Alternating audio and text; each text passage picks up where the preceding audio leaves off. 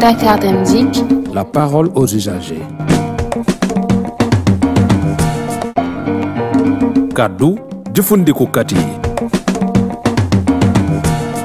Bonjour et bienvenue sur une nouvelle édition de Parole aux usagers. Sénégal Dem Dikk est un projet de Dakar Dem Dikk visant à désenclaver le territoire national. Nous sommes présents sur Kaolack et Fatick, Touba, Tivaouane, Mbour, Saint-Louis, Podor et Ndioum, Matam et Ourossogui, Ziguinchor, Tamba et Kolda. Et pour bientôt, nous aurons des destinations telles que Louga, Diourbel, Médina Gounass, Sédhiou, Vélingara et Kédougou. Des lignes telles que Saint-Louis, Ziguinchor et Kaolack seront renforcées. Et dernièrement, un tout nouveau format de minibus de 20 places vous sera proposé pour vos allers et retours vers Thiès, appelé FaceDep. Nous allons de ce pas recueillir les avis et suggestions de nos chers usagers concernant Sénégal Dem Dikk. Salam alaikum, man maa ngi tudd Amady Diagne Sall, client Dem Dikk la. Dem Dikk ba mu xewee ba léegi man bàyyi naa yeneen oto yi parce que dafa noppale.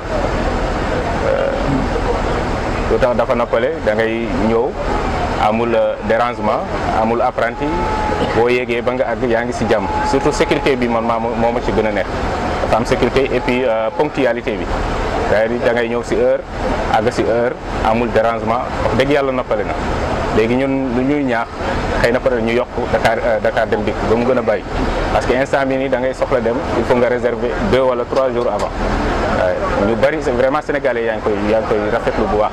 waaw man maa ngi tudd Aïda Ba waaw bu may voyager bu Dakar Dem Dikk laay jël parce que sécurité bi si nekk moo tax ma préféré ko ak moyens yu baax yi ngeen di defal si biir dina am aération nit ñi dinañ toog correctement voilà suñu bagage yi nekk en sécurité bon ñii itam ñu nekk en sécurité voilà donc vraiment ñun dañuy ñaan si yàlla seen directeur maître Moussa Diop yàlla may ko jàmm di ko gën a defal mu am des résultats positifs muy am des résultats positifs yéen ñi koy dimbale aussi yàlla may leen jàmm waaw ngeen yokk ba yëg ko incha allahu rabbi waaw.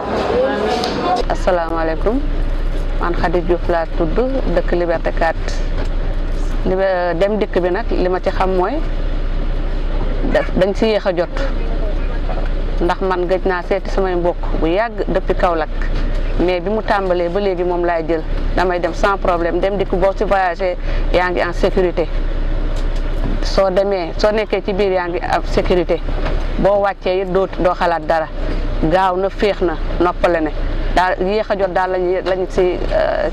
lañ ciy ragal rek te ñoo ngi ñaan tamit bii di ñëw Dem Dikk bii di kii Thiès nii dafay gën a ti ndax ñun dañuy jël nii man Tivaouane laa jëm nii Thiès laa jëm nii mais bu Tivaouane bi laa obligé jël dañuy ñaan yàlla ak seen directeur bu baax ba di leen ñaanal sa kaw sa kanam rek ci Dem Dikk ñoo ngi ñaan daal mu sax.